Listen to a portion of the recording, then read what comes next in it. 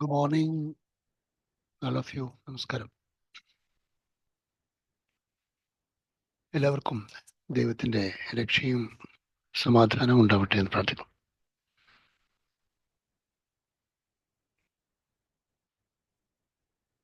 ഓഡിബിളാണെന്ന് വിശ്വസിക്കുന്നു. ഈ ഫോക്കസ് എന്ന ടോപ്പിക്കിലാണ് നമ്മൾ സംസാരിച്ചുകൊണ്ടിരിക്കുന്നത്. ഈ റൈറ്റ് ഫോക്കസും റോങ് ഫോക്കസും, അങ്ങനെ ഒരു റോങ് ഫോക്കസ് ഉണ്ടോ, എല്ലാ ഫോക്കസും റൈറ്റ് അല്ലേ എന്ന് വേണമെങ്കിൽ നമുക്ക് ചിന്തിക്കാം. റോങ് ഫോക്കസ് റൈറ്റ് ഫോക്കസ് തമ്മിലുള്ള വ്യത്യാസം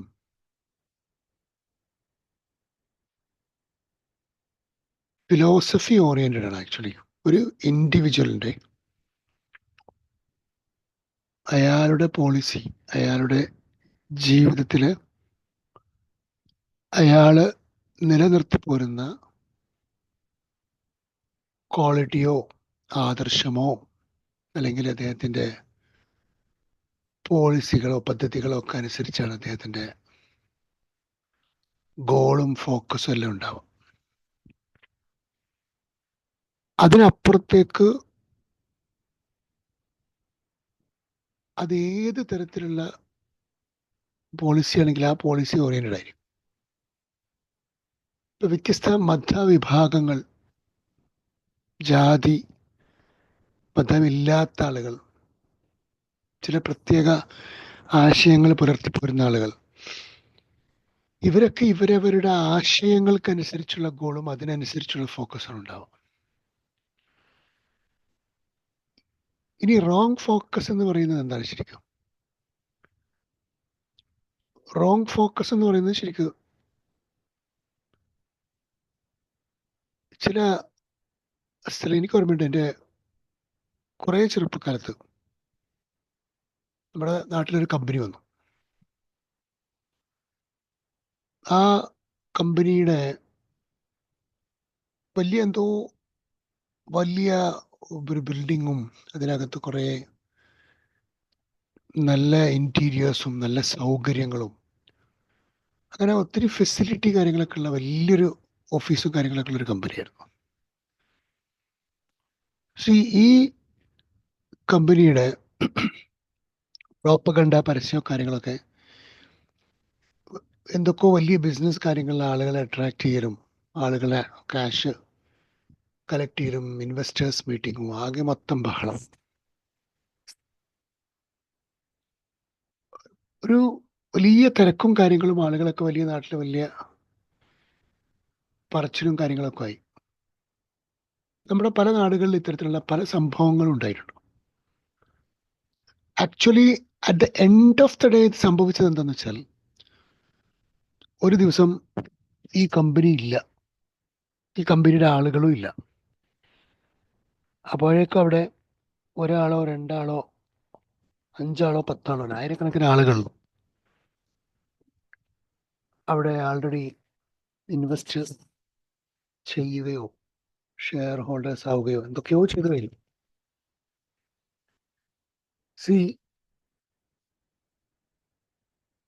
ഇത് മുഖത്ത് അല്ലെങ്കിൽ നെറ്റിയിൽ കൊടുത്തിരിക്കുന്ന പേരിൽ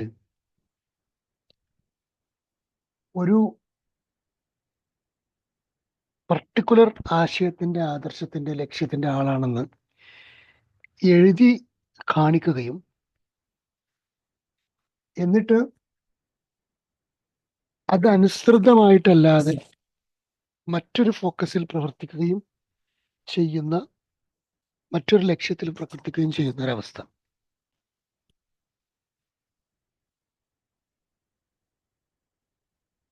Just a second.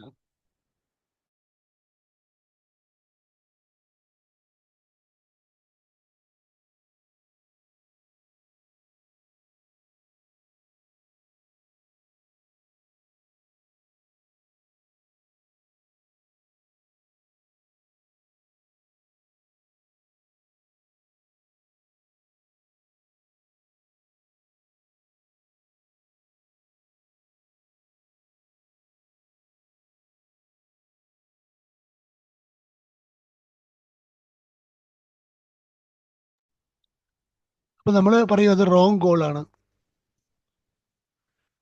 സി അവരുടെ ഫോക്കസ് തന്നെ റോങ് ഫോക്കസ്, റൈറ്റ് ഫോക്കസ് അല്ല. ഇതുപോലെ സൊസൈറ്റിയിൽ ഇൻഡിവിജ്വൽസ് ഉണ്ട്.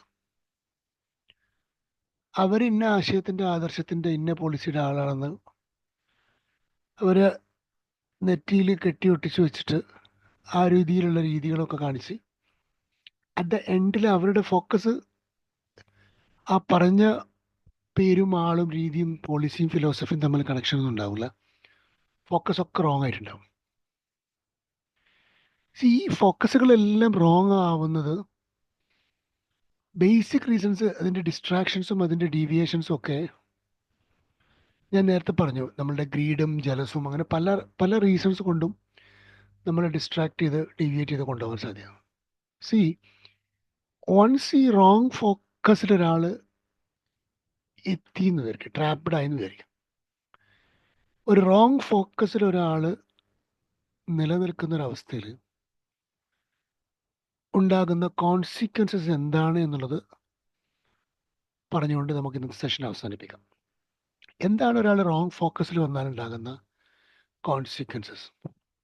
ഒന്ന്, ഏറ്റവും പ്രധാനം ഇയാളുടെ ബേസിക് ഫോക്കസ് എന്താണെന്നുള്ളത് റിയലൈസേഷൻ ഇയാൾക്കില്ലാണ്ടാവും. ബേസിക് ഫോക്കസ് റിയലൈസേഷൻ, ഇതിൻ്റെ ക്ലാരിറ്റി നഷ്ടപ്പെടുന്നു. രണ്ട്, ഒരു പർട്ടിക്കുലർ സ്ഥലത്തേക്കാണോ എവിടേക്കാണ് പോകുന്നത്, ഈ ക്ലാരിറ്റി നഷ്ടപ്പെടുന്നതോട് കൂടി തന്നെ നമുക്കറിയാം മൂടൽമഞ്ഞുള്ള റോട്ടിൽ ഡ്രൈവ് ചെയ്യുന്ന ഒരാളെ പോലെ ഉണ്ടാവും. എങ്ങോട്ടാ പോകണം, എങ്ങനെ പോകുന്നു എന്നൊരു ഐഡിയ ഉണ്ടാവില്ല. അപ്പോൾ ഈ ക്ലാരിറ്റി, കൃത്യമായ ഫോക്കസിൻ്റെ ക്ലാരിറ്റി നഷ്ടപ്പെടും.